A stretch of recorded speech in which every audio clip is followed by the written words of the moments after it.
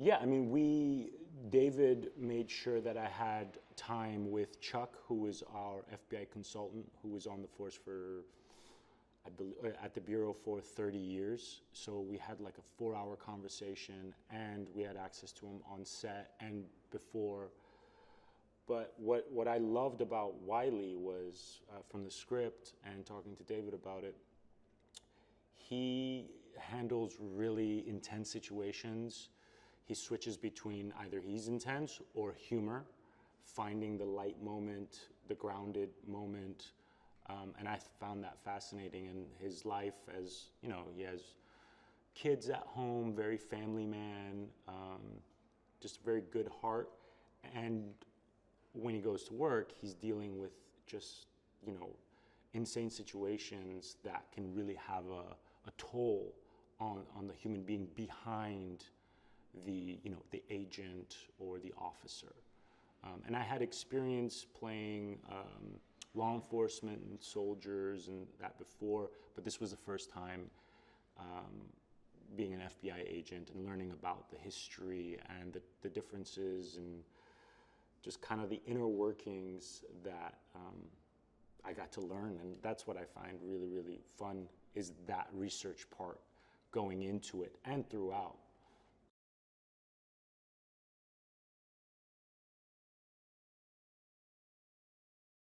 I think it's super engaging. I loved the bee mythology, symbolism, the correlation with our society. I just heard, like I think most people, how important bees are to our planet, and that's kind of woven into the story.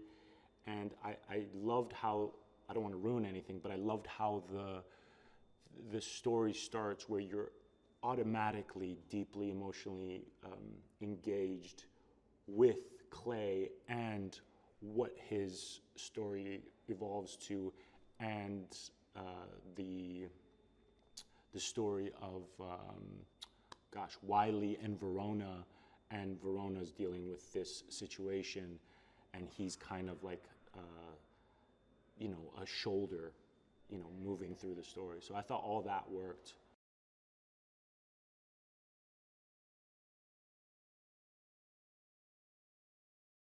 Absolutely. I mean, I have conversations with my folks, and I'm like, don't answer that email, don't pick up that text, it's a scam, don't do it. And even if it's not, it's better safe, than replying or actually giving up your information, because I guess sadly that's the world we're living in right now.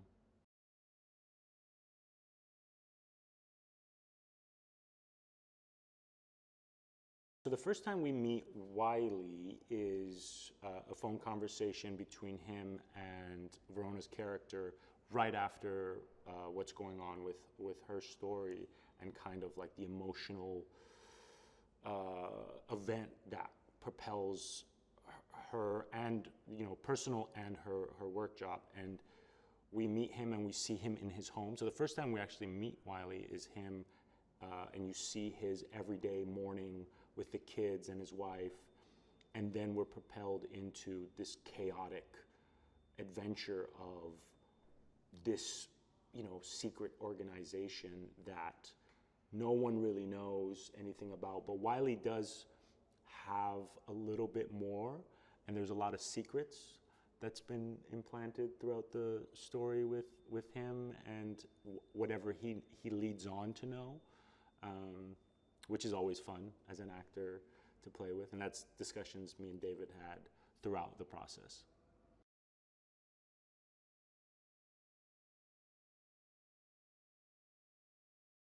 Yeah, I think from what we originally knew was like, there's something fishy going on. There's definitely some sort of scam, but in my thought process, and I think in the story, we think that's kind of where it ends. You don't think that it's like a river leading to this massive catch. So it's probably some young people who are tech savvy who have been doing this. I think they're basically unveiling of like, oh wow, how deep does this run and how connected it is as they're pulling the strings. So I think originally it was maybe controlled to that call center, and then you have this group of scammers. But as they inch closer, they realize, oh, this is much deeper and darker than what they thought originally.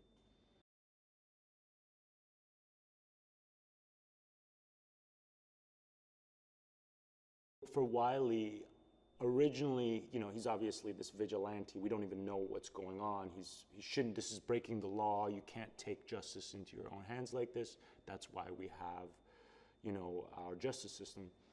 But as the story starts unveiling and pushing forward, I think one side of Wiley, he knows more than he gives away. And the other side, which you see in real time, is that he's like, well, maybe this is the answer, and maybe this is when everything else is crumbling, this will set things straight.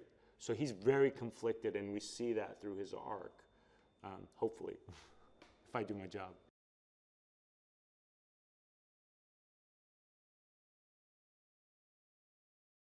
Once we realize how deep this can go, then it's like, I don't even know if we're allowed. Like there is this kind of, and then it becomes maybe personal and curiosity. And it's also the fact that you're already in this, you're already wrapped up into this. And it's like, well, that veil is gonna fall, and behind that might not be something pleasant, which I think makes the story exciting.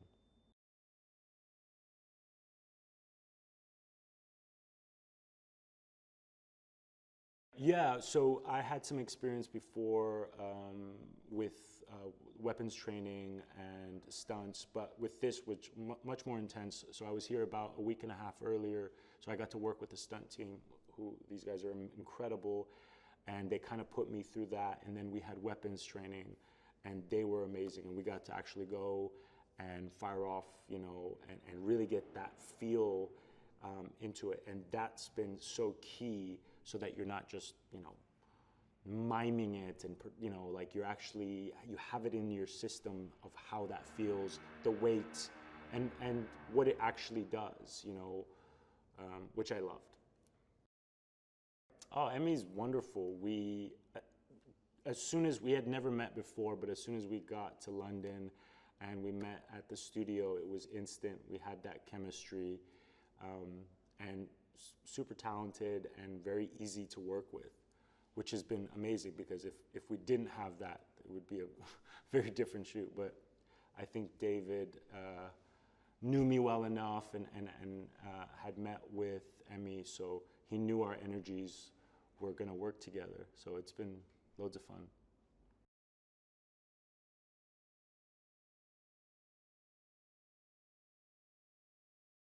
He's absolutely lovely.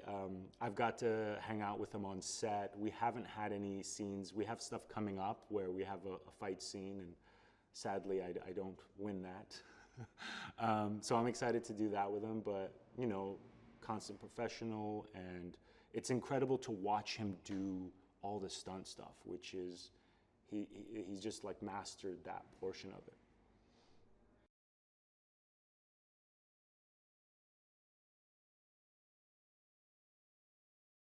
David's incredible because, one, he genuinely cares about the acting portion of it, and we got to have rehearsals. We would sit in his office and just work through the script.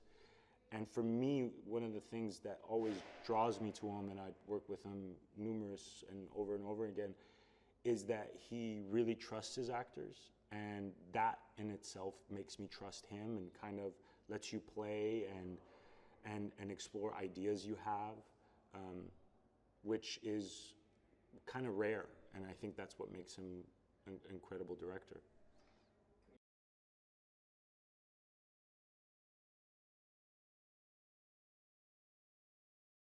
I think everyone might have their own interpretation, which I think makes it great. To me, there is this, the protector, right? And kind of the organizer of like a system that needs to function for society or your beehive to function. The beekeeper is kind of like an outside force that is keeping the system flowing. and working the way it's used to until there is an issue where then they interfere and can go in there and rectify the situation.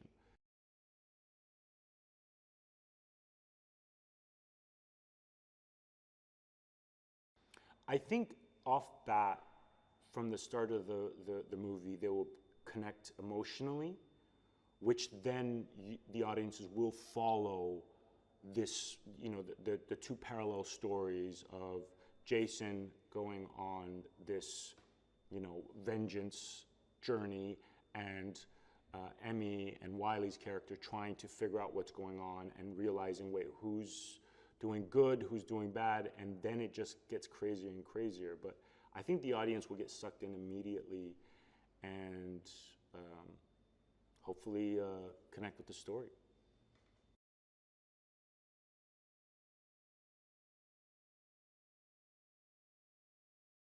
My character is Matt Wiley. He is an FBI agent, and he's partnered up with Verona Parker, played by Emmy. And basically, they've been investigating this scammer group that has been ripping off people, targeting the elderly. And in that, there is a tragedy, and that kind of all connects to this deeper, much darker conspiracy that they're discovering as they're putting it all together, and it just becomes more and more insane as the story goes forward. And it kind of just leads all the way to the top when they get to the White House and go, wow, how did we get this deep when we thought it was just some punk kids who were hackers?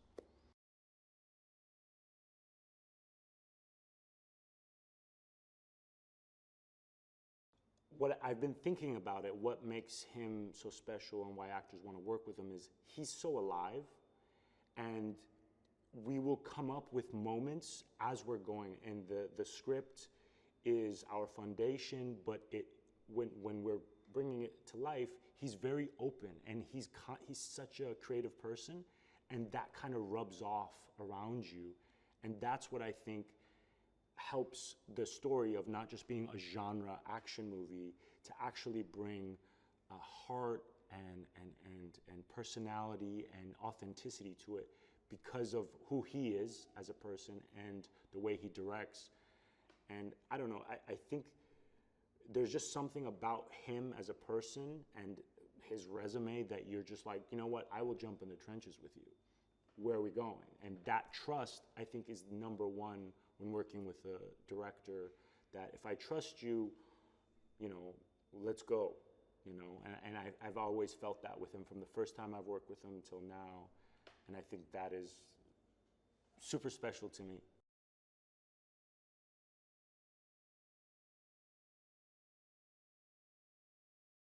It's rare, it's not common, and I think people can forget, and we kind of get into the work aspect of it, and he brings that creativity and playfulness and while still having that intensity of getting to the heart of the story and making it emotional while you have this fantastic action and intensity happening. Kurt created a world in which you can see its original IP, and you knew that there were potential to juxtapose living in a beehive and living in our society. So he did a great job of, creating this world in which everybody could understand because it was able to translate perfectly into our society. Plus, the way he built the character, you understood the arc that Jason had to take to heal himself at the same time as finding solace for what happened to his neighbor. And it was just, I don't know, he's just got that little genius, that it factor Kurt does, where you read the script and you're like, all right, I've never heard that idea before. That's original.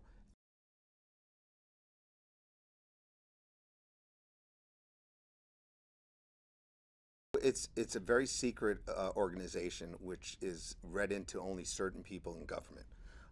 It has been around for, I think the mythology is 50 years or 60 years is what Jeremy alluded to. It is one of the most important components of our society. They come in, they remove the chaos, they balance out the hive, and everybody gets to live without knowing they were there. And having one in every state was very interesting because I don't think you can squash the chaos geographically if there's only one and you're in California and it's happening in Boston. So geographically speaking, I love the idea of one in each state. I love the fact that they had no rules, but everything they were doing was for the betterment of our society.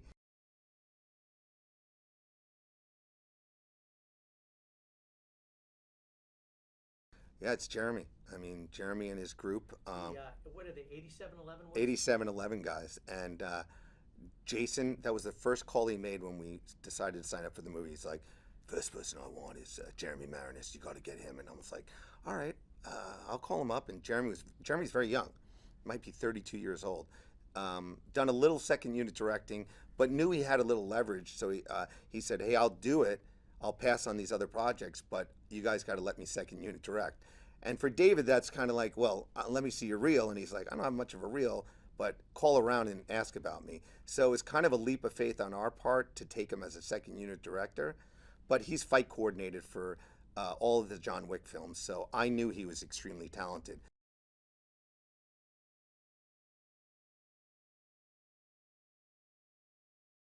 It's the way it's shot theatrically.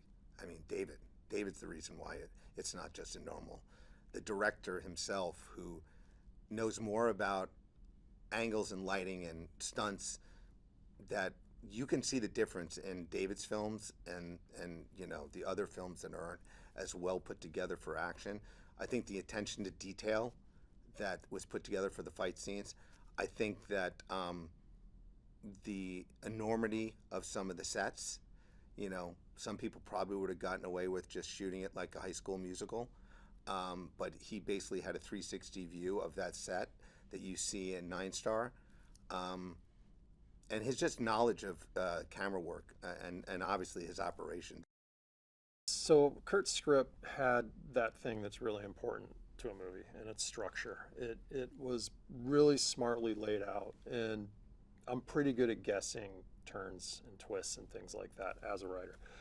But what Kurt did in his writing is he got ahead of me, and if he can get ahead of me, I know he can get ahead. I know we can get ahead of the audience. And also, he has a great sense of fun. The script had this great sense of fun, this great, you know, cast of these very dynamic, very kind of interesting characters. Nobody's flat. Everybody has a very unique perspective. So, you know, that's something absolutely, you know, neat as a director, as a filmmaker, to have that definition in the characters. And it was just, again, like a lot of fun and a great opportunity for a lot of incredible action.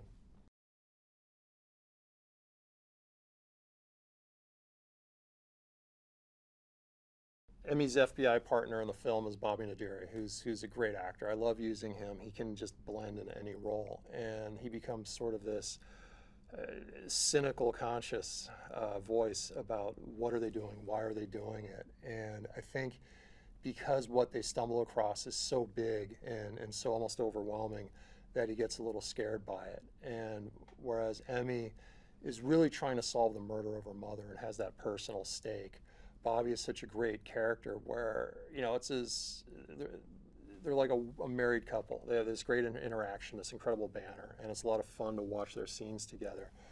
But they are on the tail of something big and something scary.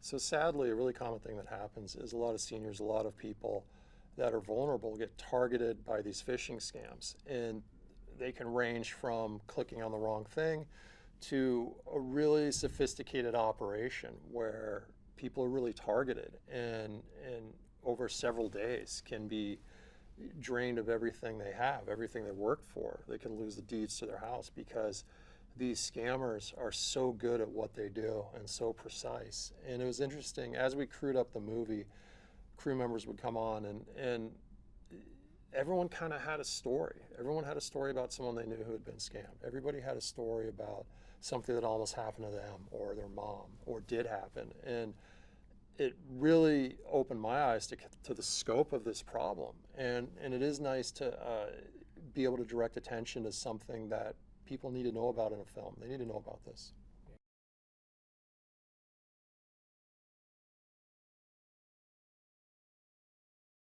You know, very important characters in the film, and they're the bad guys. They're the bad guys, and because they do bad things and condone bad things. It's Jeremy Irons, who, incredible actor, just a really gifted actor, and I was so honored to work with him, and it was such a pleasure to have him on set. He plays a former CIA director who has sort of come under the sway of a less than ethical crypto businessman, played by Josh Hutcherson. And Josh really, I think, developed himself in an interesting way in this film, because it's such a different character from anything we've ever seen him play. And he's such a good actor. Josh is an amazing actor. And then you combine him with, you know, a legend like Jeremy Irons, and now you have this incredible chemistry, and you start to believe these characters. You start to believe them.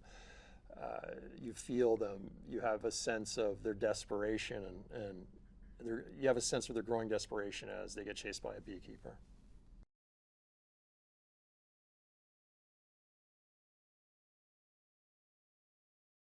Yeah, so the idea, you know, we had an idea with Jason, something we really wanted to work with, out of Kurt's script, that he isn't a gun guy per se. He's not running around with a weapon all the time. It's just a tool, one of many tools that he uses. And he may get a gun and take it apart and turn it into a stabbing weapon or a club. So it's kind of wild, you know, to see these things happen in the film, but a lot of work went into sort of creating these moments and really getting that dexterity in the rehearsal. It was almost the idea that, you know, Beekeeper has hands like a magician, you know, that he can do anything.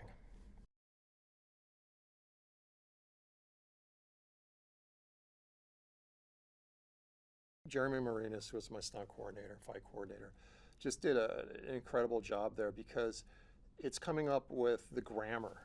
What does the movement look like? What do our fights even look like? You know, are they cowboy brawls? Are they cowboy brawls? Are they more sophisticated? And we have very sophisticated kind of fluid action that develops. And, you know, the process is Jeremy writes action, shoots it on video, we present it to Jason. Jason has his ideas, and he's really smart, and he really knows what he's capable of, and want to make sure that that is showcased in these stunt choreographies.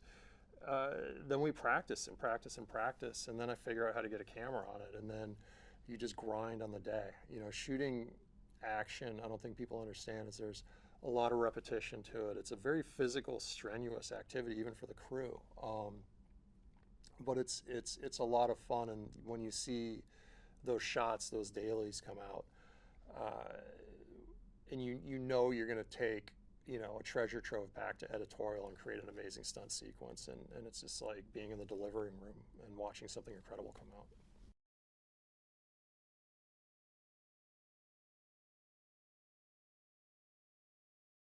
So Jason is very successful at upsetting the bad guys, and as he starts to dismantle their organization, they realize they need to do. As he starts to dismantle their organization, they realize they need to do something, and they need to do it fast. And they're sort of able to game the system, and they get a beekeeper to go after a beekeeper. And so Anisette shows up. She's the local beekeeper, and it's her responsibility now to take out Jason, who's retired. You know, beekeepers have their own politics, and maybe we'll learn more about that in the future. But it's a really wild scene. She shows up at this gas station with a military Gatling gun and then proceeds to just absolutely cause havoc. And it was a lot of fun to choreograph that fight. You know, there's several rope pulls and special stunts we did, but it's just a lot of fun. It's a good popcorn moment. It's a great fight sequence. There's a lot of action. There's a lot of stuff happening, and just to keep it exciting, we blew the place up at the end too, which was, I think, our last shot of the night, which is generally what you want to do when you blow up your set. And that gave us a nice fireball about 5 a.m. before the sun came up, and we went home. That was a tough day.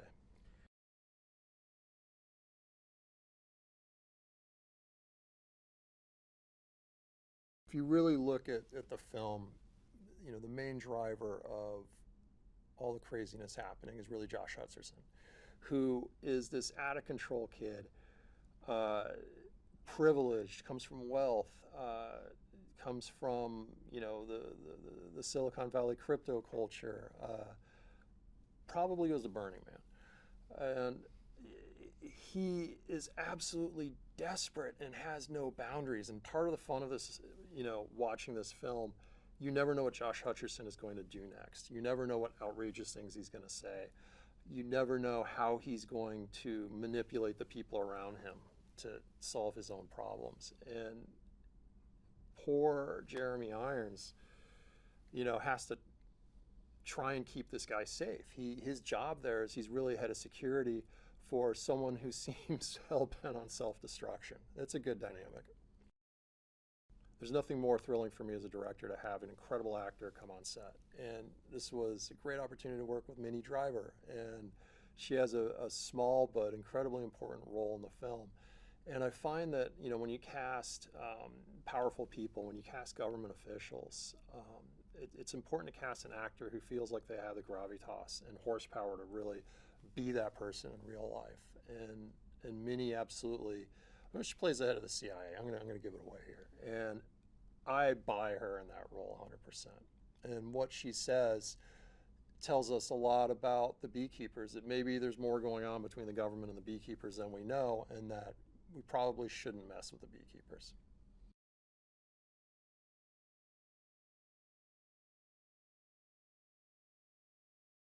I think Jason has an interesting background.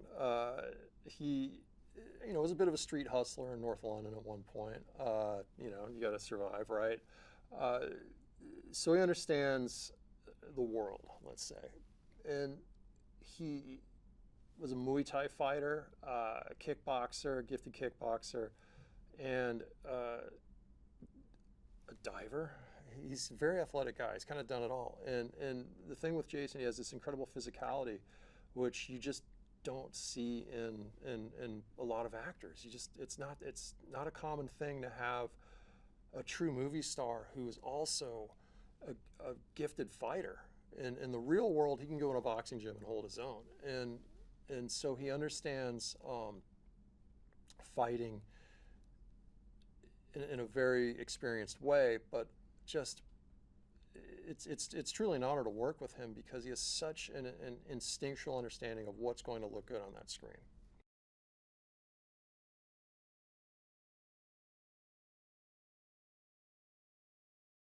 For audiences, when they go and see this movie, it's really about going to the movies. It's about great acting, great action, cinematic visuals. It's about intricate characters that bounce off each other in fun ways. It's about being thrilled. It's about being scared for the hero and not being sure if he's going to make it, and then he makes it. So I wanted to create a Jason Statham movie where he takes us on not just an action journey, but an emotional journey. I wanted this to be like the action movies I grew up on, that when you watch them, there's something really satisfying about how they resolve. You feel like you've watched a movie when those lights come on at the end.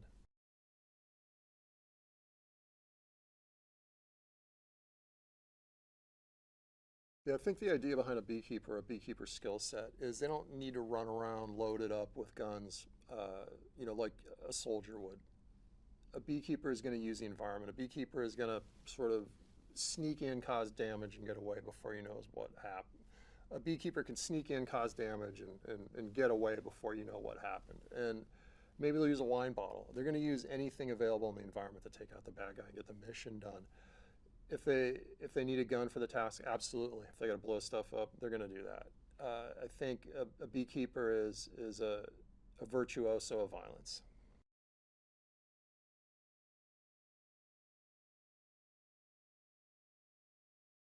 When I went and made this movie, I realized how little I knew about bees, and they're pretty fascinating. They how they operate, how they're regimented, different kinds of bees, you know, workers, drones, queens.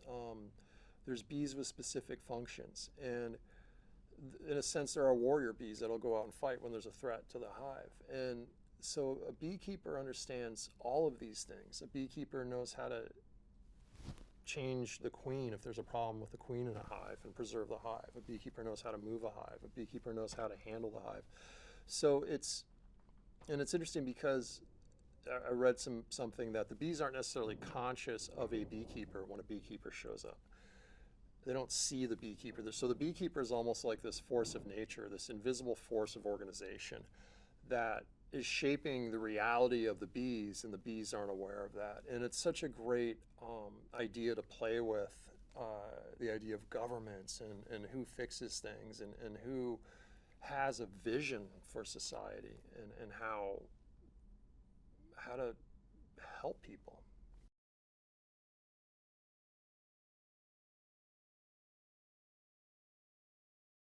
Yeah, so the idea of the beekeepers is that they're really outside of the government. And trust me, if the government could control them and get in there, they absolutely would. And so a lot of thought went into what would that look like in the real world, and how would it be dealt with? And if you're a government official, what would that look like in the real world, and how would that be dealt with? And if you're a government official, how do you react to this organization that's running around doing things that you have no control over? And the obvious answer is, well, you keep it all secret and you pretend it doesn't exist.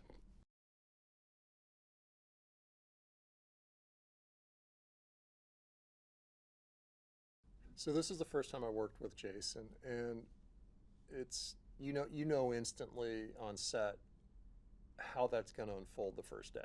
And I'm watching him, and you have all the meetings, you rehearse and all the discussions, and you do all the choreo rehearsals. And so we went to set with a great relationship. But until you meet the actor on set, you haven't met the actor.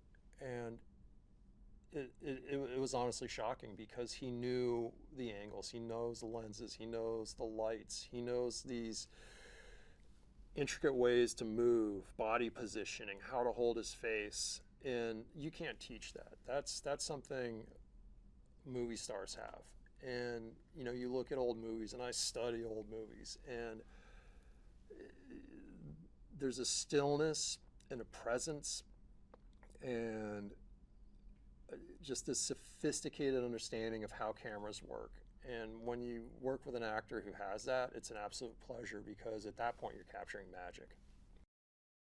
When I first got my hands on the script, I was super excited about it. I, one, know that bees are very important to the survival of us and our planet, so I was intrigued with the bee knowledge and mythology and plot line, having Adam Clay be a beekeeper, but then also him being a different kind of beekeeper. So I was intrigued by the duality of those two things at play.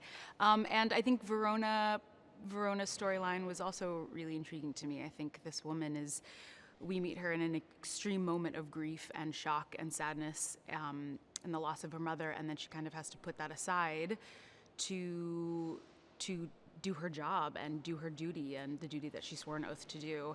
And it's conflicting, and I love the rub that she has with knowing what's right and doing what's right and doing what she swore an oath to do, but also feeling conflicted because here's a man who is taking a different route, and a route that she's not supposed to take, but he's actually getting the job done and getting the job done a lot faster than she is. And so I love that conflict that is living inside of her with coming into the orbit of Clay and how he does things, but then also being stuck behind, bureaucracy and all the red tape of being a government official and a government employee.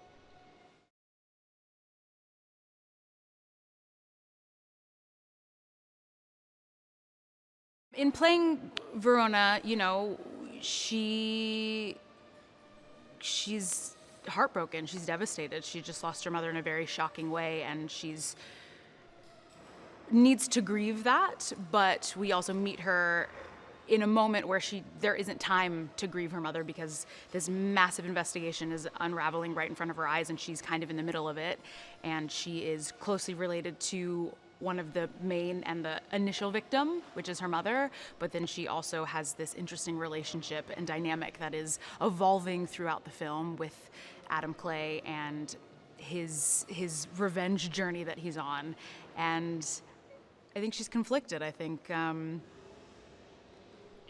the people that he is acting out his revenge on are people that are criminals and crooks and people that are stealing money from vulnerable people and ruining many lives, especially, the elderly and the vulnerable and people that are easy targets, and that disgusts her. And so he's doing the dirty work, and I can't say that she doesn't not agree with what he's doing, but I think she also has to take a different route because she's not she herself is not a beekeeper.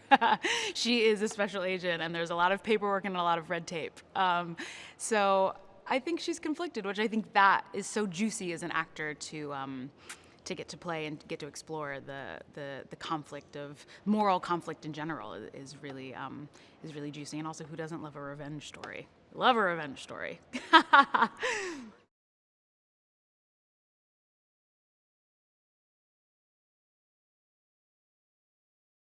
Portraying Verona has been really exciting, and there's a lot to chew on. I think when we meet her, she's just arrived very shortly after the death of her mother, and that's a shocking discovery. And her and her mom, I believe, had a very complicated relationship because she also lost her brother in action a couple years before. And I think so she does have an estranged relationship with her family. And so I think she finds herself at this crossroads of needing to discover what happened to her mom and uncover the reasons why she did what she did, but also how Clay is involved and how involved he is. But also having to put her personal feelings aside so that she can be the one that's on this case, because a lot of times you're not allowed to mix business and your personal life. And so I think she really has to keep a lid on her grief and her emotions so that it doesn't get in the way of her work. And so she can, go on this journey, which I do think in turn is the case of a lifetime for her, at least in this stage of her career. This is something that her and Wiley have been working on for years, and they've gotten no traction, and they've made very little discoveries. And then sadly, the death of her mother kind of kicks off, blows open the lid on the whole thing, and involves Clay, and Clay is on a revenge journey, and I think who doesn't love a good revenge journey?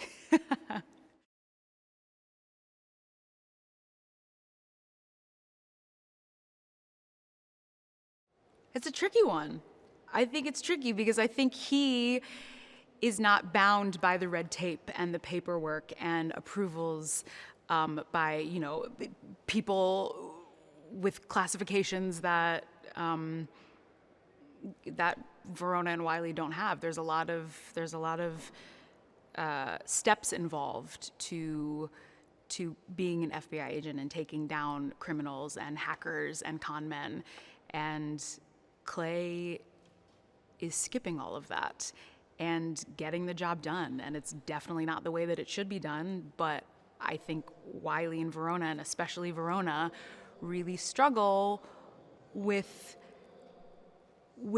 the morality of that. And yes, he's getting the job done, and yes, he's doing things that they would never be able to do in the positions that they're in, but he's also, running around taking down entire office buildings with all of their employees in a single moment, and that's not the ideal way to take down these regional call centers and criminals and crooks. But I think that's what's so fun to play with is the conflict between the job is getting done, but it's not getting done by Verona, and it's not getting done in the way that she's supposed to do it. So that's fun. I'm sorry.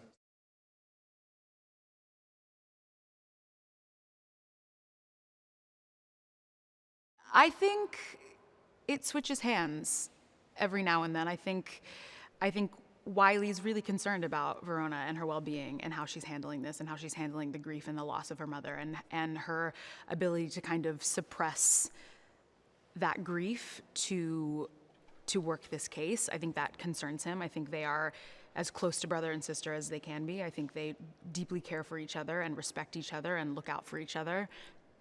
But I do think that they feel the same about Clay. I think they both see that without him, they wouldn't be as far along in this case as they are at this point in the movie. And I think it's also frustrating because Clay leaves a lot of wreckage for them. So they're always kind of arriving after the fact and when it's a little bit too late and the damage is already done, which I think is really frustrating. But I do think as the movie progresses, they do start to, and I think especially Verona, start to question this oath that she's taken, and is the government that she works for and the people that she works for and all of the rules that she has to abide by, is that actually getting the job done? Is that actually making a difference? And so I think they both start to question that throughout the film.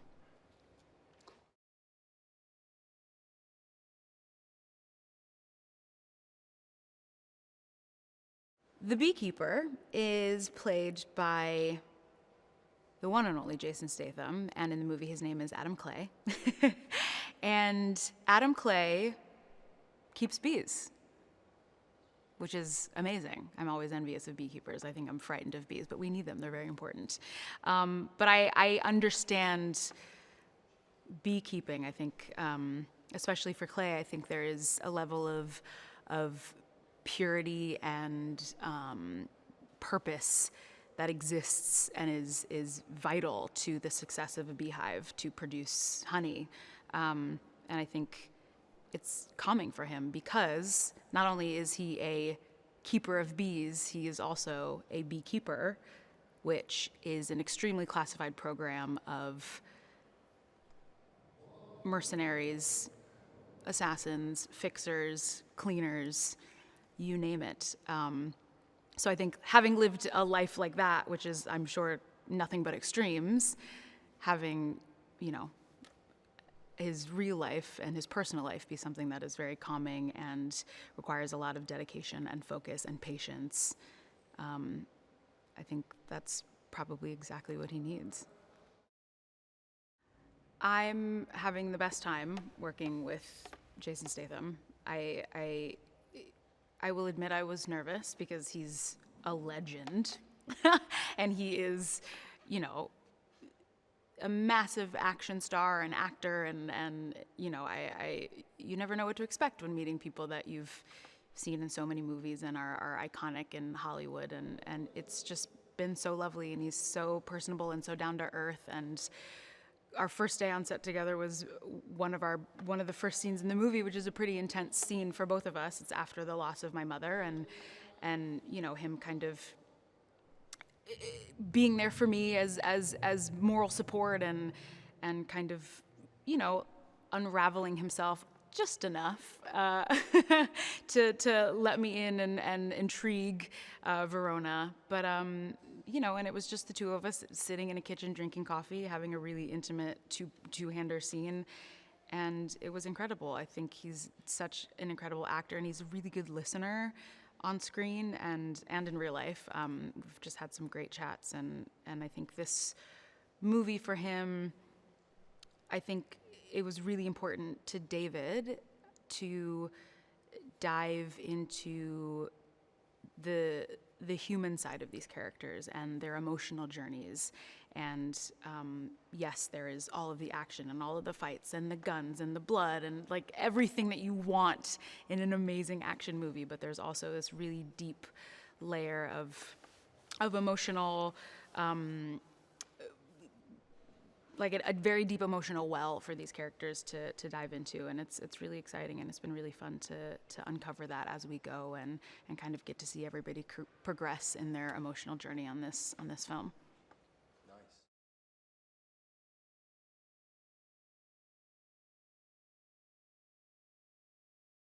Verona Parker would be nothing without her partner Wiley, played by the one and only Bobby Naderi, and it's been it's been the best time. We from day one, him and I just got on like a house on fire, and we are in essentially every scene together and have to have this very close, intimate brother-sister energy connection, inside jokes that has to reach through the camera. And I don't know how David did it. I'd never met Bobby before we started working on this. We never chemistry read together, but they cast both of us separately, and from the moment that we met, we just both knew that we were just gonna have the best time, and we just make fun of each other all day and laugh and really just play off of each other every day at work, and kind of tee up the joke for each other when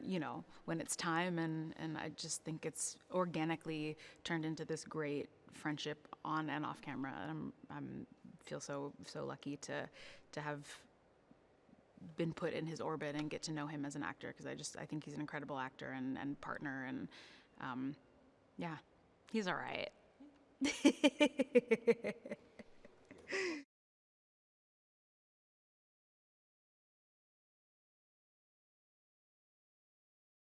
I mean, this cast is pretty stacked. We've got Jeremy Irons, we've got Jason Statham, Bobby Naderi, we've got Josh Hutcherson, who's a dream, such a sweetheart. We've got Minnie Driver, and then the also legendary Phylicia Rashad is playing my mother. Can you even? Hello? What? I mean, what? This cast is insane.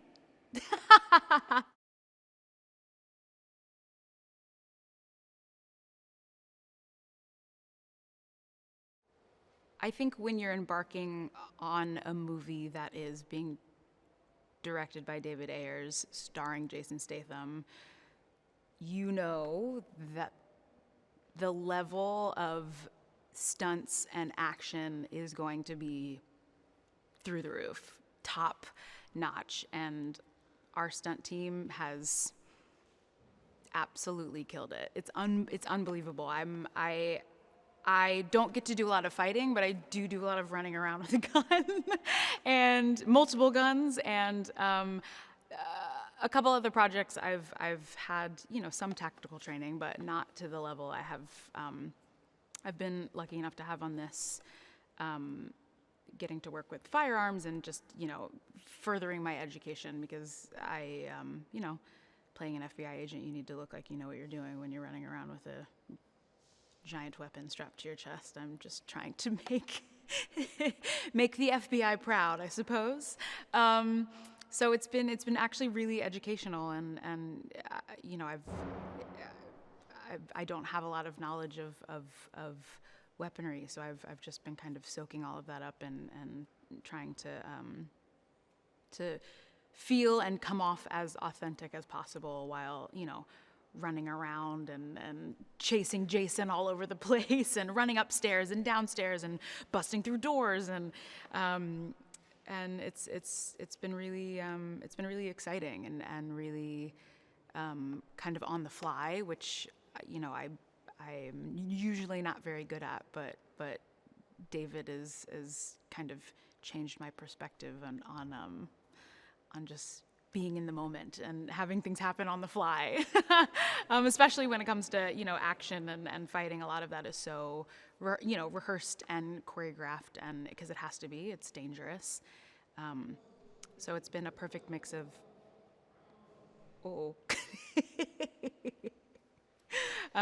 it's been a perfect mix of just in the moment, and also lots of training beforehand, so that in the moment we have all the information we need to have, so that we can kind of pull off the impromptu moments to the best of our ability.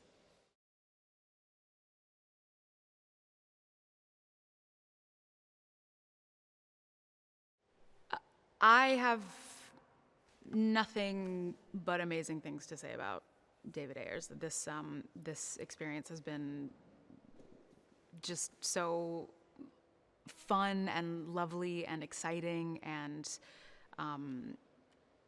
I believe that energy always trickles down from the top. And I think the moment that I met David via Zoom, I just could tell that we were gonna get on great and have a great experience. And I he's an actor's director. I think he really cares about his actors and wants them to feel as comfortable and as prepared and as set up for success as possible. And I, coming from theater, we rehearse constantly. There's so much rehearsal, weeks and weeks and weeks, months even, years sometimes, before, a show gets put up on Broadway. And it's kind of the opposite in TV and film. You don't get a lot of rehearsal time, but I think that is something that is really important to David. I think he loves rehearsals. He loves trying new things. He loves being in the moment also.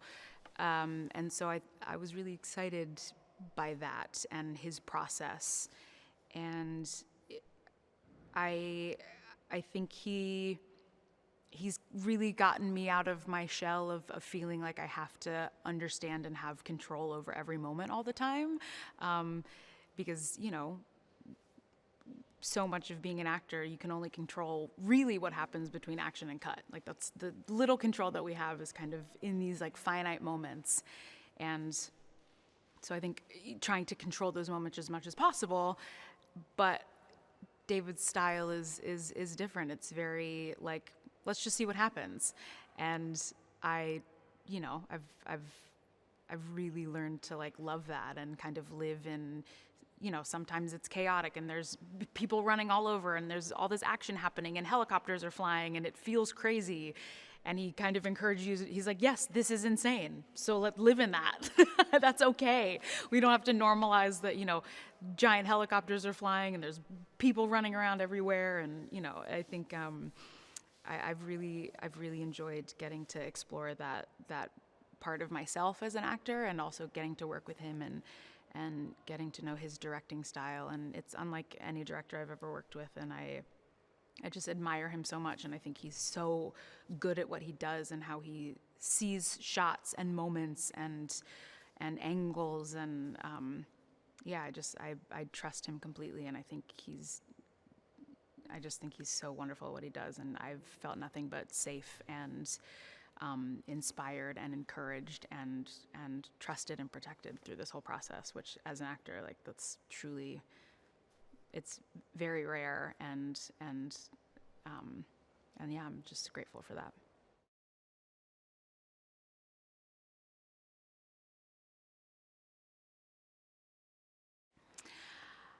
I think people are going to really love this movie. It's exciting, it's thrilling, it's so action-packed, it's unbelievable, but I do think that there is a deep level of heart and emotion and groundedness in this movie that's really exciting, and there's a ton of moral conflict, which who doesn't love moral conflict, and who doesn't love revenge?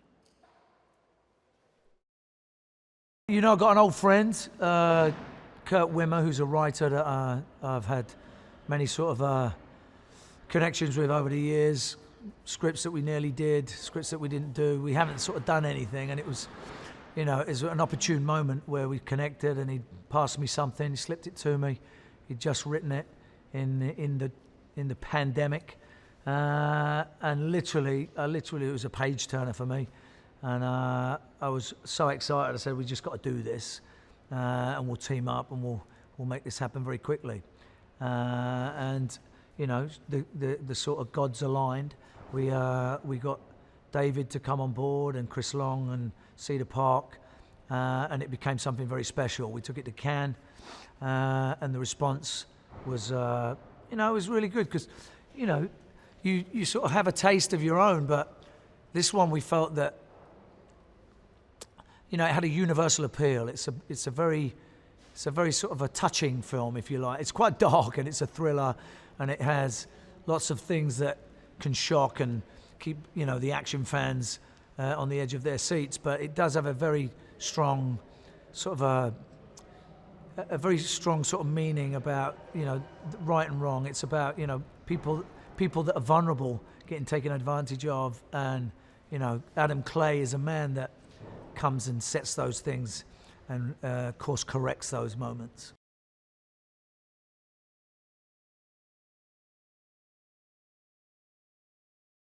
Well, there's a group of people that, this kind of goes on every day, and they're essentially scammers, and they they make a phone call or they send an email, and they get people's attention by saying that they have a virus in their computer or something, and people don't know how to deal with those things, especially the elderly.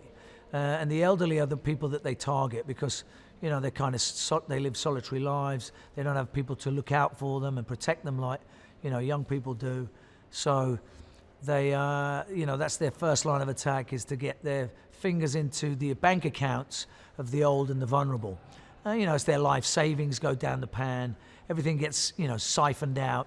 And there's no accountability for this. It just goes on, and it's a terrible, terrible thing that happens in society.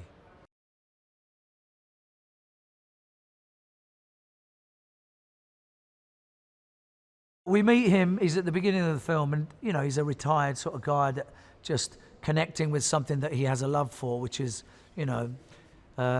making honey and, removing the honey from the hives. And he has this very, sweet relationship with the honeybees, and it's the parallel between his actual title of being a beekeeper, which we find out later on what the real version of a beekeeper is when we come to this sort of governmental kind of special society.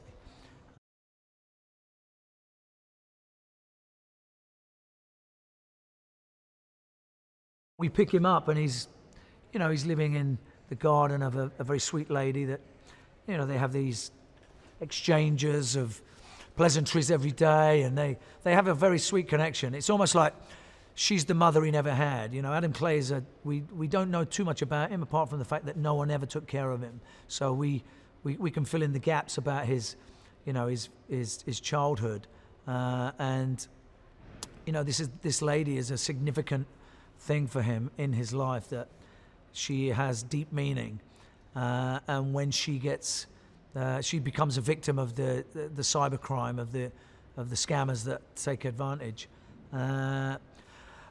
and he decides to get in front of that and take it all the way to the top. And as the movie escalates, we get to understand that it's everything is much bigger than we anticipated it to be.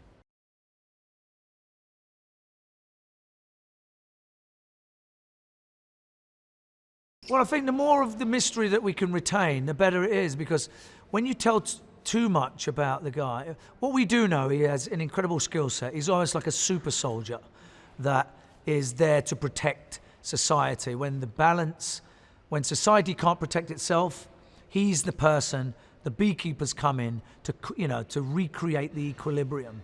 And that's what Adam Clay really stands for, is one of these guys that doesn't really exist. He's this almost like this ghost that comes in and course corrects what's leaning to the left when it should be right in the middle.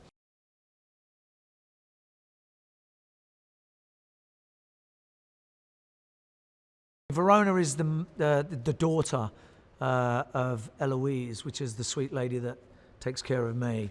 And I live in a barn in her back garden, and she makes me dinner, and I bring her honey, and we have this almost like a mother-son relationship. And when Verona turns up, she's an FBI agent, and she finds her mum sort of dead in a chair, and I'm at the scene of the crime. Adam Clay is at the scene of the crime.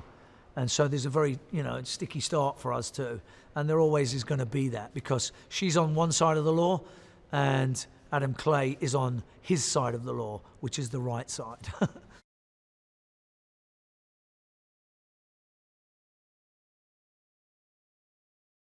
I mean, the law is the law, but when it fails, it's difficult to, sometimes the law gets in the way of what right and wrong is. The protocols of what's allowed can be obstructive. So Adam Clay takes the reins on that, and what's right and wrong is very important to him.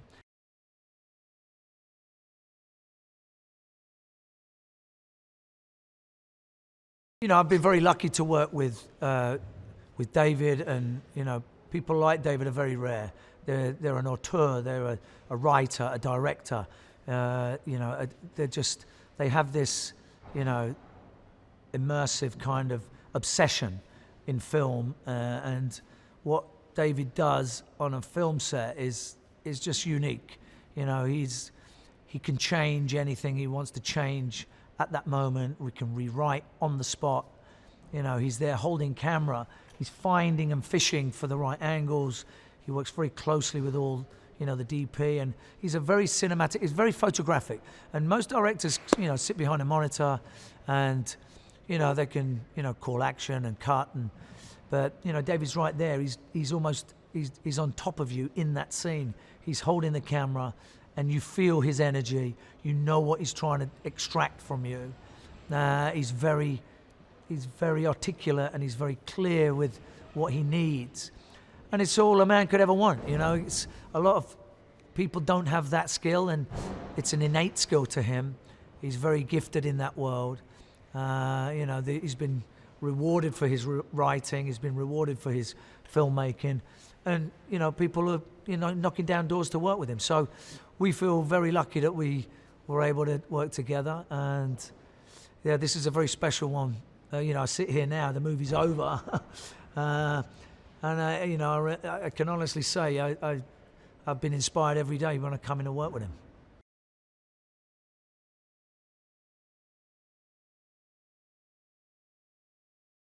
The stunt team that we have has been second to none. You know, we've got a young guy, Jeremy Marinas, coming in with his team from the US.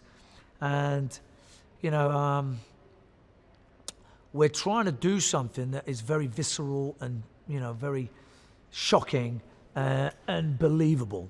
So we're not trying to do something overly spectacular in kinds of its dazzle.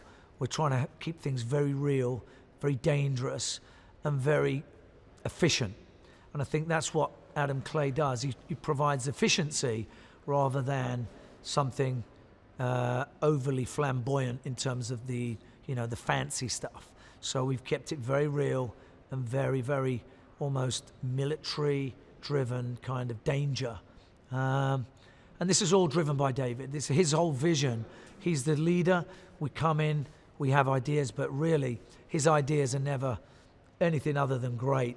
And we just want to, you know, exact those ideas.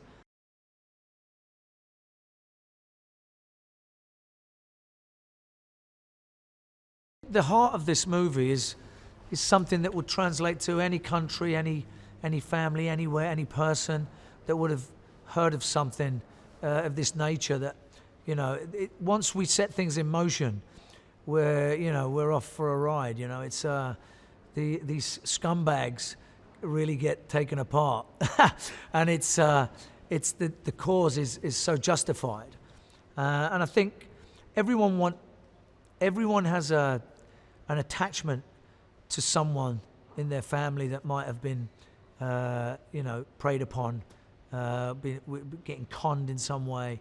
It's out there. And I think everyone in their life will have come across that in some way, whether it's within their immediate inner family or a friend or someone that has been, you know, has been taken to the cleaners, as they say. And it's not good. So I think there's a social justice to it that has a global appeal.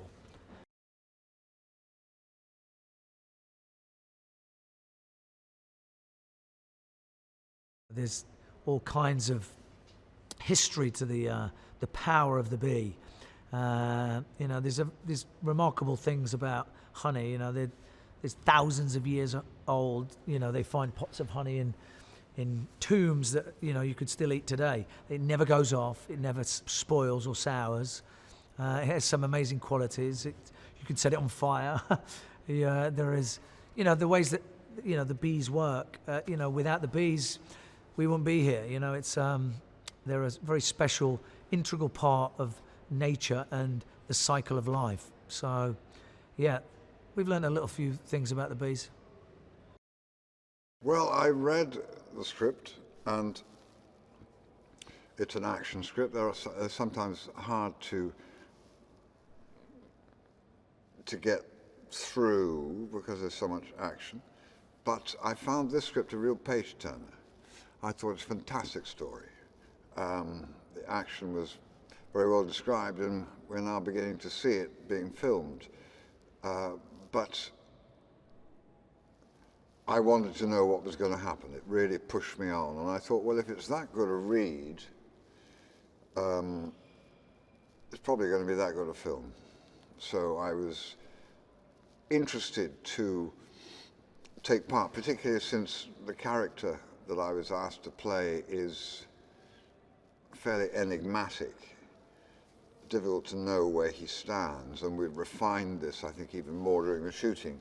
So I thought it'll be an interesting journey, and I was an admirer of David Ayer's. So.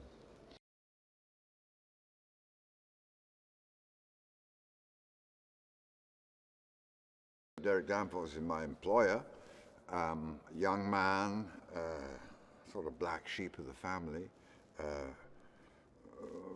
with the craziness, and my job is to try to protect his family's company from his actions as much as I can. And the first time we meet, he comes to me, he has a big problem, a problem which at that moment I don't appreciate quite as deeply as I will come to do, and I tell him to sort it out himself. And then very soon after that I realize that I'm going to have to step in and call in favors from people I know through my life and my past life to try to sort the problem out. But he's a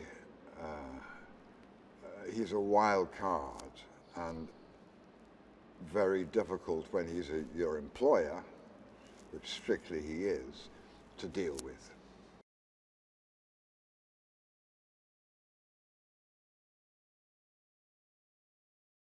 The president is someone that I've known romantically before she became president, and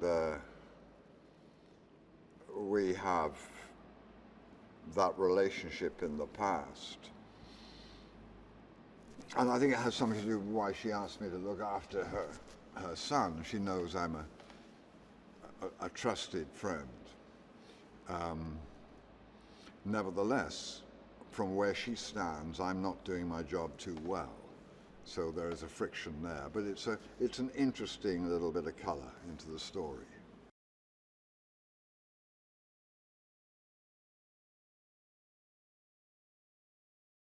It's great working with Jason. I mean, he is a master of what he does. Very nice man, quiet, gentle, immensely professional, very fit. Of course, an Englishman who I've watched since he first appeared. Like any talented person, he's very easy to work with. He's welcoming, he listens, he has a good mind, he's very good at what he has to do. And it made it a great pleasure to work with him.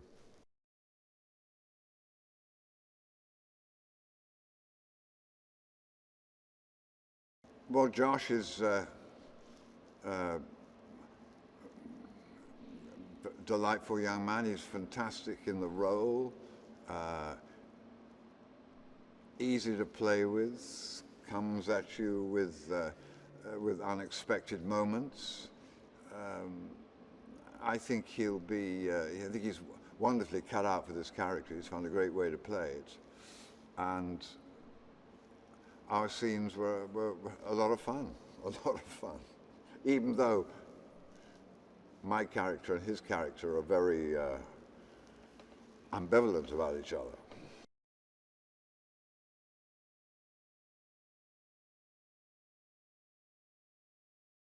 Well, he's very relaxed, very concentrated as a director. He, of course, has written the script or done all the final adjustments on the script. So most of the clues of how to play the scene, how to play the character are there in the script. And with my experience, he largely leaves me alone, gives me an idea now and again. He has a fantastic eye. He's a wonderful camera operator himself. And he's made it very easy to do my scenes, and I've watched him. I've been involved in action scenes, and he surrounds himself with the best people, the best stunt guys. We have a fantastic cameraman, great crew, and so it's looking very good. And he, I think, just concentrates on making sure it's absolutely real and has all the qualities of the shots that he wants. So he's a quiet director on the sets. You often have to hunt him down to find him. But he's a sort of director you trust. You know when he says he's got it, that he's got it.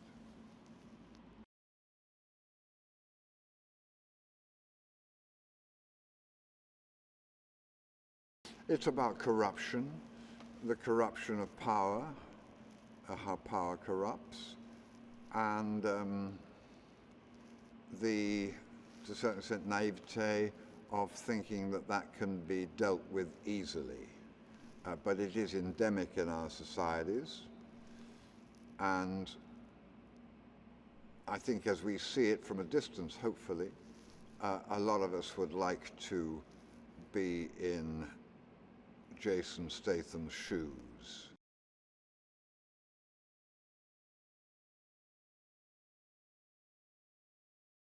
I think there'll be a lot of people out there who've been through this sort of scam and who want retribution. And of course, in this internet Twitter world, it's very hard to get justice for some people whose finances or whose security or whose reputation has been damaged by these technological scams.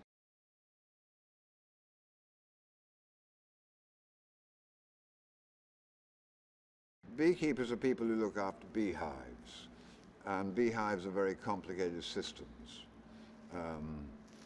very finely tuned systems, and rather like society is. And so the beekeeper is somebody who sets about protecting that hive, that system, and so they carry the same name as the man who looks after the beehive.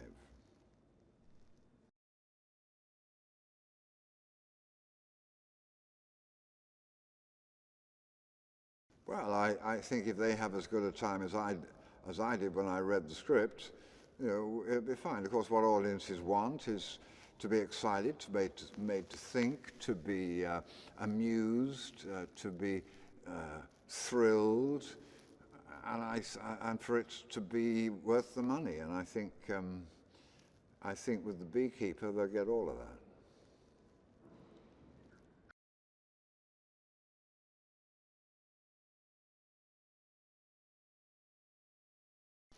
I play a character who has spent his career in the diplomatic and then in the CIA, and then becoming the head of the CIA, then retiring and moving into, so to speak, the corporate jungle. But I'm asked by the person who's running for president to look after, during her presidency, to look after her large company, multinational company. I mean, playing Derek is a pretty big departure for me. He's an absolute maniac who is, high on power, high on money, and high on many substances. So I typically try to stay away from a lot of those things myself. But it was just going into the headspace of somebody who is just on a tear, and his ego and narcissism are just like firing at levels that no one should ever experience. It was, it's a lot. It's exhausting, but it's really fun to just tap into a whole other side of yourself that you didn't know existed, and you kind of find out it's scary that it can exist.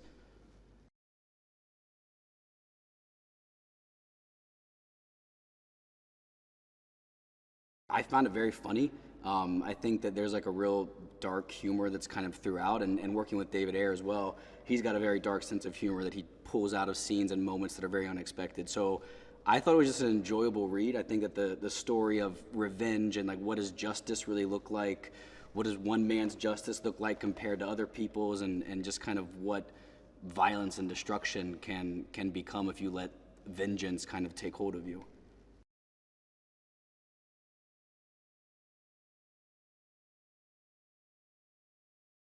Derek is, he's in an interesting spot because he comes from a lot of money.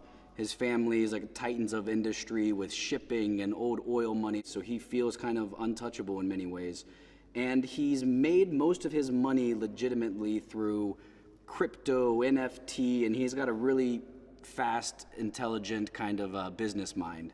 But he kind of has this dark secret on the side that's his passion project, which is very evil. And that's when, you know, he runs these centers that basically rob older people of their life savings. And I talked with David a bit about why. Like, why does Derek do this? Like, he has the money, he has power, why does he want this thing?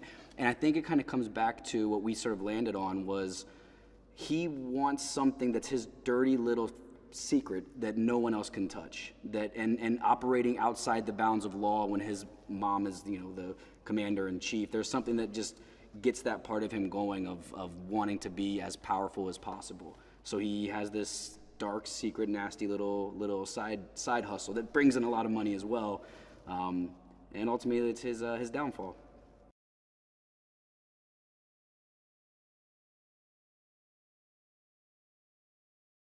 Working with David has been incredible. I mean, you know, we go from shooting a scene where he'll come up and give you like 2 words of direction about like, tell him about the machine elves. And you're like, the what? He's like, the machine elves. Like when you smoke DMT and you go to the other dimension, the machine elves mock you and then you go back. So tell your mom about that, which I think is very funny and dark and very Derek-like. And then the next moment he'll come to you and he'll tell you, like the piece of direction he gave me in one of the scenes with Gemma, who's playing my mom, he was like, all of us just want to love and be loved with the tools that we have. And then you're like, shit, okay, wow, now I gotta bring that into the fold. So he'll like work you into one space and then kind of bring it to another very grounded human emotion space, which I think is just really, it's really enjoyable. And for me as an actor to get to play with that kind of range of direction is really, really great.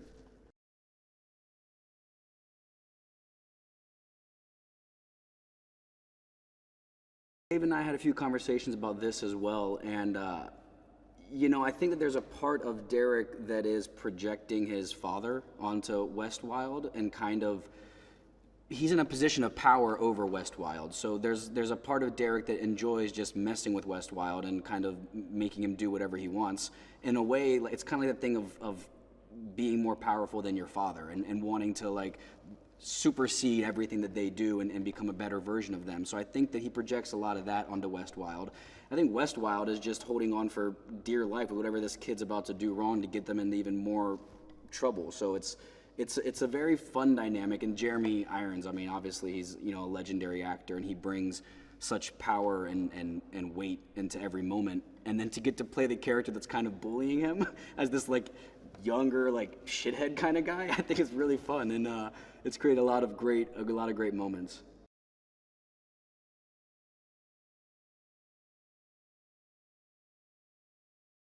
Derek, when we start this film, feels invincible. He feels that no one can touch him, nothing can bring him down, and at first it's a nuisance. It's like this, and he says it in the script, I say that he's a crash test dummy with a gun.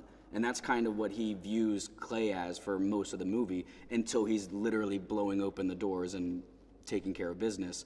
So I think that, you know, it starts off being a nuisance, and basically Derek's a guy where he just is like, it's not my problem. Like, I pay people stupid amounts of money. You guys fix this. Like, don't bother me with all this nonsense. Like, yeah, some guy who got pissed off. Okay, cool, whatever. Like, go do your job. And that's very much Derek's mentality until it's inescapable and everything comes crashing down.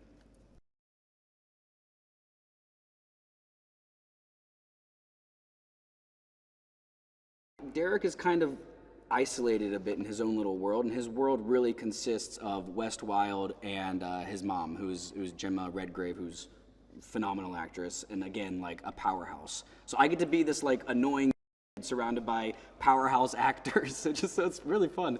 But Gemma was incredible, and she, as well as as Jeremy, and with David's direction, just find these very nuanced, truthful moments. And David will be giving her direction about like, you're gonna walk in, you're having a cigarette, and you guys like used to do drugs together. So it's like, okay, that's one way of looking at the mother-son relationship. And then all of a sudden he'll tell her, now all you care about is wanting to see your son survive this moment.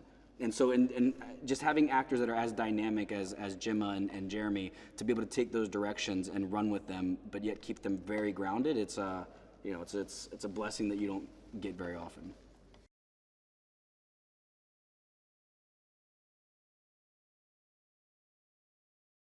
Derek was originally written as kind of very dapper, very clean-cut, put-together, three-piece suit kind of guy.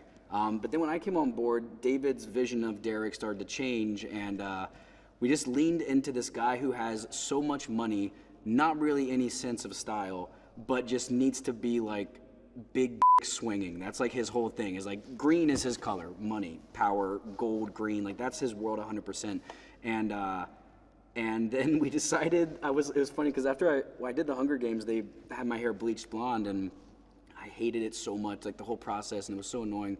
And I said, I'm never dyeing my hair blonde again for a project. And then the moment I got the call from the hair and makeup team, and they're like, hey, so we're thinking about maybe like bleaching your hair. I was like, oh, that sounds amazing, let's do it. I completely forgot about like all of my past ideas of what I would or wouldn't do, which is a very me thing to do. But it, I think that having this crazy hair, normally he has like a diamond gold stud earring. He mixes patterns, like I've got this floral, I don't even know what, silk with like snakeskin boots. It's just, he's so out of touch with reality, and I think that trying to express that through his clothing as well was really enjoyable.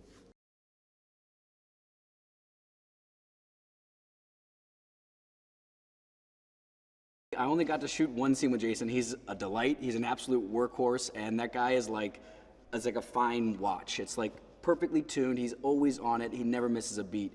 And from every time that I was shooting my scenes, he was on the second unit action stunt team killing hundreds of people. Like, this man was just nonstop working. But I didn't get to spend a lot of time with him, unfortunately.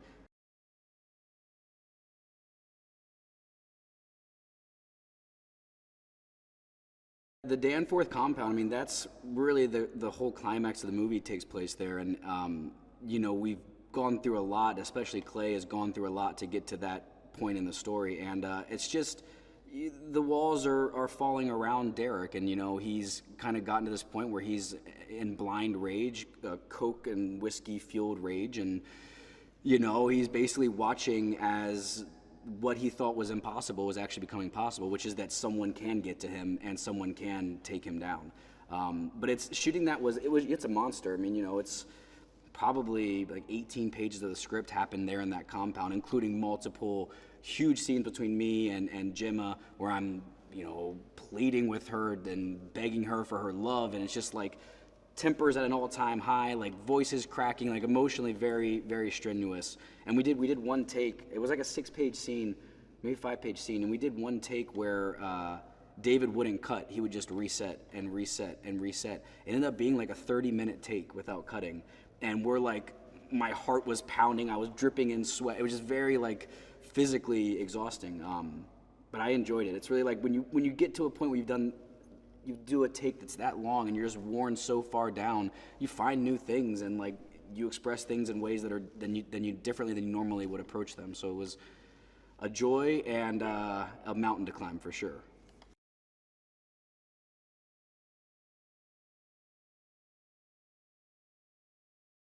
It's hard to really describe this film, but kind of what I've been telling people, like the short version of it, is it's like an epic vengeance story about a guy who has a very peculiar set of skills. He keeps bees, which is very weird, but he's also part of this larger organization of beekeepers that are these super secret kind of government high-level assassins, basically. And I get on his wrong side, and he basically is on a kill streak of trying to get to me to take down this evil corporation that I've set up, which robs old people of their life savings. So it's a story of searching for justice, and really like what does justice mean and how that looks for different people's perspectives.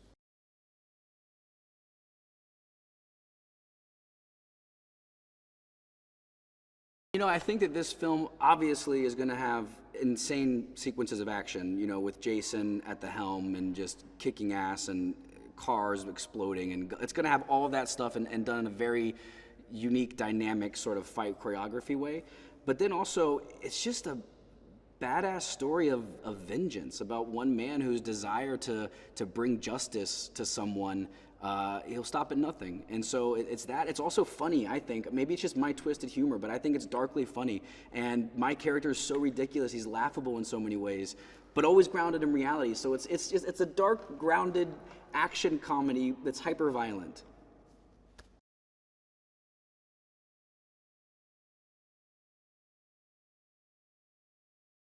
It happened to my great-grandma, which is funny. I just now realized that. Like, my great-grandma, this is probably a few years ago. She's still alive. She's like 94 and drinks bourbon. She's amazing. But she was, one night, she calls my little brother, and she's like, Connor, I can't take this anymore. You have to tell your family. My brother's like, Grandma, what are you talking about? And she's like, Connor, don't, please, I can't take it anymore. He's like, Grandma, I don't know what you're talking about. And she was like, you called me 2 nights ago and said that you got arrested and you'd had too many glasses of champagne after someone's wedding, and you got arrested and you needed money to get you out of prison, but not to tell anybody. And my brother's like, oh no, Grandma, that I didn't do that. She's like, yes, you did. And I guess like somebody called her, and she went to like Walmart and bought Apple gift cards and then scratched off the back and then did that whole thing. And it's evil, man. It's evil. And like, my grandma's such a sweet woman. And like, she wants to help everybody, but she is susceptible in ways, you know, and she answers her house phone, which she still has every time. And it's just, you know, it's evil. It's pretty dark. I'm on Clay's side, man. Get him. Take him down. Take me down.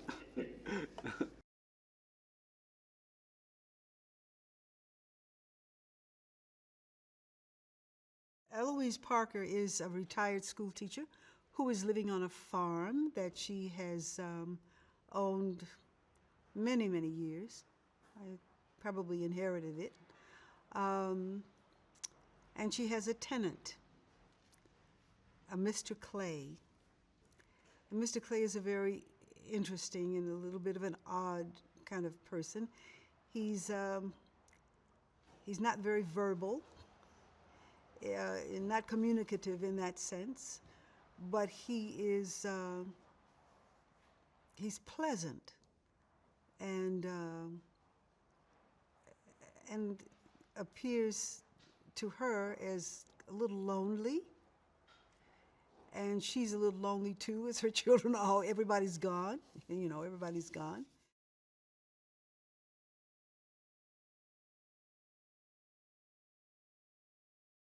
What attracted me to this?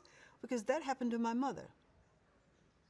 That actually did happen to my mother. And fortunately, I was able to put a stop to it. Yes. There are all kinds of scams. And the people try to sound so friendly when you call, you know. They try to sound so friendly, and they're so personal and so personable, and they're just thieves. There are thieves, you know. So this is what attracted me to it, because I know that it's real. I know that this does happen to people, and it happens every single day, unfortunately.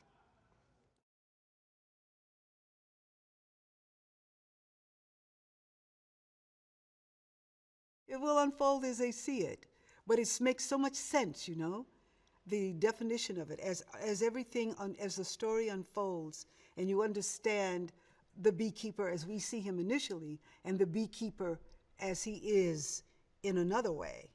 I thought that was very clever writing. Actually, I thought it was very intelligent writing. I liked that a lot.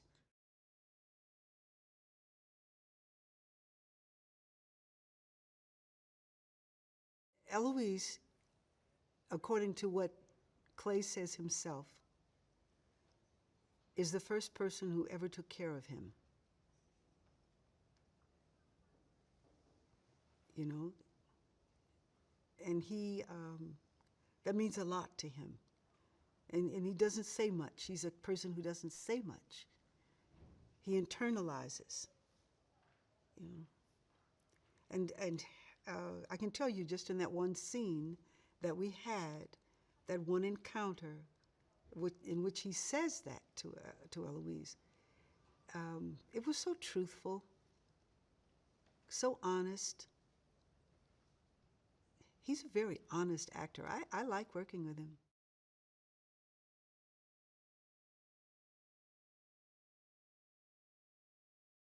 Could we talk about David Ayer? This is my first time meeting David as well. And I can say that I do not recall ever being on a set in which the director actually got behind the camera. And he did, to line up a shot to get it just like he wanted. Because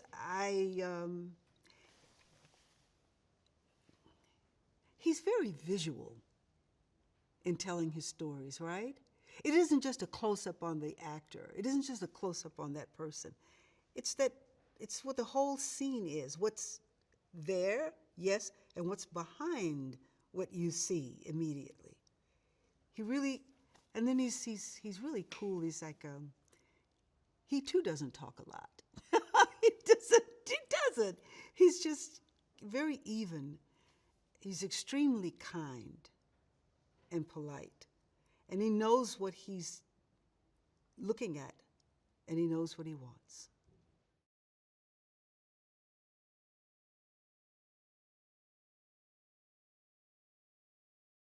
I agree with you. This is a very powerful premise in this film, this scam issue, and this film built around it, and the levels in which it is taking place within the film. And the levels of people who are involved in it, knowingly or unknowingly. You know, when you look at it like that, I could say, you could almost think it's a horror film because it's so horrible that it happens. It's a very deep premise.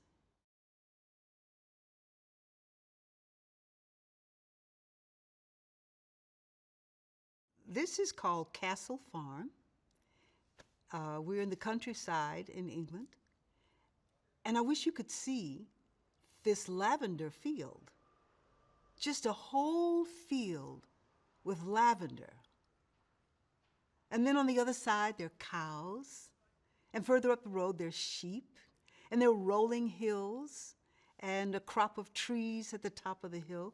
It's pastoral and beautiful. People are living here in the house in which we filmed Eloise in her kitchen. I understand that that house is like 500 years old. This barn that I'm sitting in right now as I'm speaking to you, I'm looking at it, and truthfully, it is 400 to 500 years old. The people who built in those days are master craftsmen, because it's still standing. It's like a walk in history while staying in the present. It's really quite nice.